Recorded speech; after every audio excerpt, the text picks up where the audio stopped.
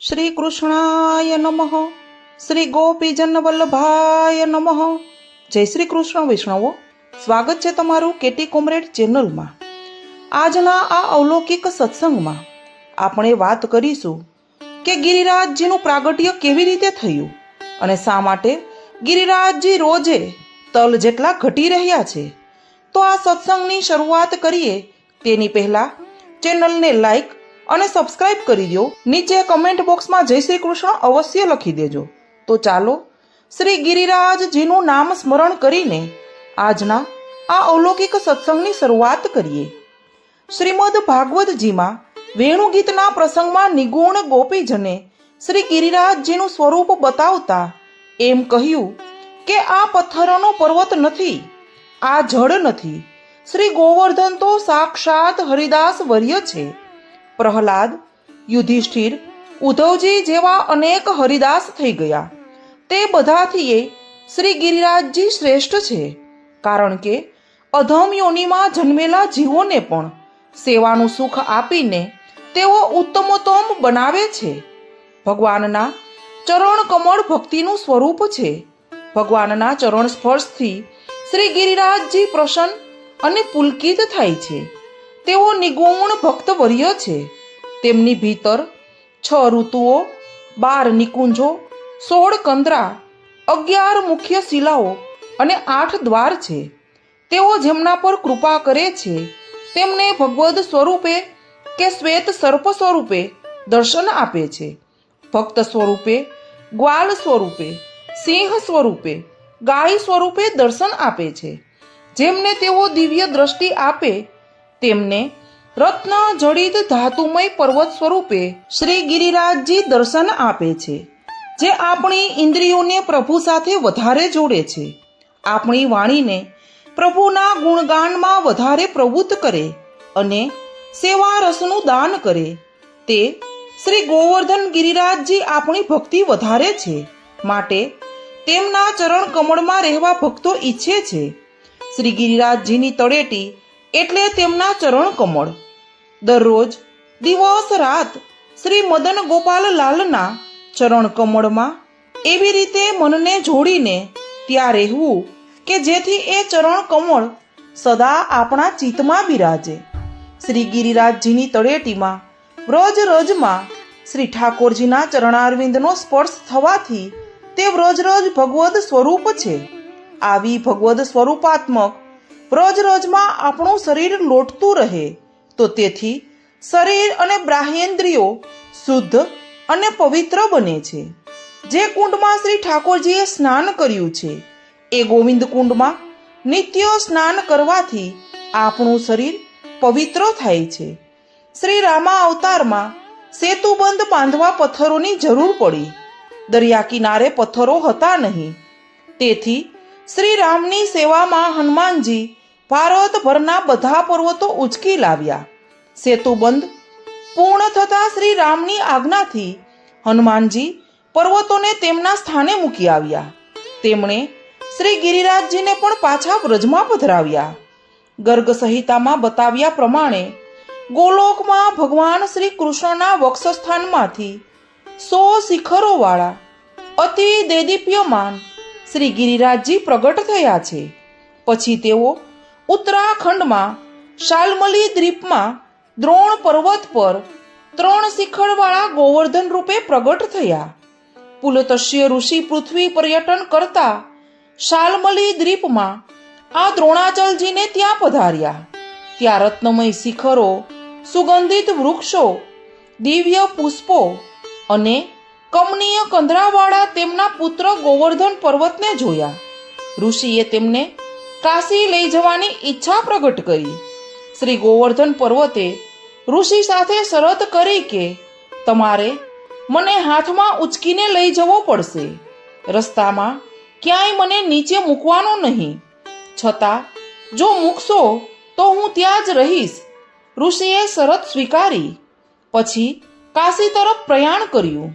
રસ્તામાં વ્રજમંડળ આવ્યું. ગોવર્ધન પર્વતને ગોલોકમાં પ્રભુએ કરેલી આજ્ઞા યાદ આવી. હું વ્રજમાં પ્રગટ થઈશ, મારી લીલા માટે તમે ત્યાં પહોંચો. ગોવર્ધન પર્વતે કૃષ્ણ લીલા અને સેવામાં રહી જવા માટે પોતાનું વજન વધાર્યું. બીજી બાજુ ભગવદ ઈચ્છાથી ઋષિ તેમને આપેલું વચન ભૂલી ગયા અને ગોવર્ધન પર્વતને ભૂમિ પર મૂક્યા. શરત પ્રમાણે ગોવર્ધન પર્વત ત્યાં વ્રજમાં જ રોકાઈ ગયા. ઋષિની ઈચ્છા અધૂરી રહી. આથી તેમણે ગોવર્ધનને શ્રાપ આપ્યો, તમે રોજ તલભર ઘટતા જશો અને જ્યારે પૂર્ણ કળિયુગ પૃથ્વી પર આવશે ત્યારે પૃથ્વી પરથી સંપૂર્ણ અદૃશ્ય થશો. સારસ્વત કલ્પમાં શ્રી ગિરિરાજજી 14 કોસ લાંબા, 7 કોસ ઊંચા અને 4 કોસ પહોળા હતા. તેમની ઊંચાઈ એટલી હતી કે બપોરે તેમની છાયા 13 માઇલ દૂર એટલે કે મથુરામાં પડતી હતી. શ્યામઢાક, ગુલાલ કુંડ, બિલછુ કુંડ, ટોડનો ઘનો, રામકૃષ્ણ કુંડ, જમનાવતા, ચંદ્ર સરોવર વગેરે શ્રી ગિરિરાજજીની તળેટીમાં જ હતા. ગોવર્ધનને બીજા 2 ભાઈ પણ છે. વચલાભાઈ ચિત્રકૂટ પાસે કાંતાનાથ પર્વત છે. તેમના ઉપર શ્રી રામ, લક્ષ્મણ, જાનકીના તથા શ્રી વલ્ભાચાર્યજીના બેઠકજી છે. શ્રી ગિરિરાજજીના નાના ભાઈ ચરણાર્દ્રી છે. તેમના ઉપર શ્રી વામનજીના ચરણ ચિહ્ન છે. તેથી તેમનું નામ ચરણાદ્રી પડ્યું છે. જે કાશીથી થોડે દૂર ચરણાટ શ્રી ગુસાઈજીની પ્રાગટ્ય ભૂમિમાં જ છે. કૃષ્ણાવતારમાં ભગવાન શ્રી કૃષ્ણે આ શ્રી ગોવર્ધન પર્વતની નંદરાયજી વગેરે દ્વારા પૂજા કરાવી, અન્નકૂટનો ભોગ ધર્યો, તેમને તૃપ્ત કર્યા છે. દેવરાજ ઇન્દ્રે પ્રલયના મેઘ વર્ષાવી તેમની સેવા કરી છે. પ્રભુએ શ્રી ગોવર્ધન પર્વત માટે કહ્યું કે સબ દેવન કો દેવતા શ્રી ગિરિ ગોવર્ધન રાય. શ્રી ગિરિરાજજીના 3 શિખર છે. ગોવર્ધનથી સુરભી કુંડ સુધી મધ્ય શિખર, રાધા કુંડથી દાન ઘાટી સુધી આદિ શિખર, સુરભી કુંડથી અપ્સરા કુંડ સુધી બ્રહ્મ શિખર. સારસ્વત કલ્પમાં શ્રી કૃષ્ણે આદિ શિખર ઉપર લીલા કરેલી. અત્યારે મધ્ય શિખર ઉપર લીલા કરે છે. ભવિષ્યમાં બ્રહ્મ શિખર ઉપર લીલા કરશે. શ્રી ગિરિરાજજીના 3 સ્વરૂપ આધિ ભૌતિક સ્વરૂપે પર્વત રૂપે છે. આપણા ચર્મ ચક્ષુથી જે દર્શન થાય છે શ્રી ગિરિરાજજીનું હરિદાસ વર્ય સ્વરૂપ શ્રી ભાગવતજીમાં કહ્યા પ્રમાણે તે આધ્યાત્મિક સ્વરૂપ છે. અધમને પણ ઉત્તમ બનાવવાનું સામર્થ્ય તેમનું આધ્યાત્મિક સ્વરૂપ છે. સંસારીને ભક્ત બનાવવાની શક્તિ શ્રી ગિરિરાજજીમાં છે. આધિદૈવિક સ્વરૂપે શ્રી ગિરિરાજજીનો અનુભવ પ્રભુની લીલા સ્થલી રૂપે, ભક્ત વર્ય રૂપે અને ભગવદ રૂપે પણ થાય છે. કૃપાપાત્ર ભક્તોને લાલ ધોતી, ઉપરણો અને લાલ પાઘમાં શોભતા લાલ છડી સાથે 7 વર્ષના શ્રી ગિરિરાજજીના દર્શન આજે પણ થાય છે. એથી તો સૌ ભક્તો શ્રદ્ધા અને ભાવથી શ્રી ગિરિરાજજીનું પૂજન અને સેવન કરે છે. શ્રી ગિરિરાજજીની આજુબાજુ અષ્ટસખાના 8 દ્વાર છે. અનેક શ્રદ્ધાળુઓ શ્રી ગિરિરાજજીની યથાશક્તિ 9, 7 કે 5 કોસની પરિક્રમા કરે છે. કેટલાક દંડવતી કરે છે, કેટલાક ચાલીને કરે છે, તો કેટલાક દૂધની ધારા અને ધૂપ સાથે પરિક્રમા કરે છે.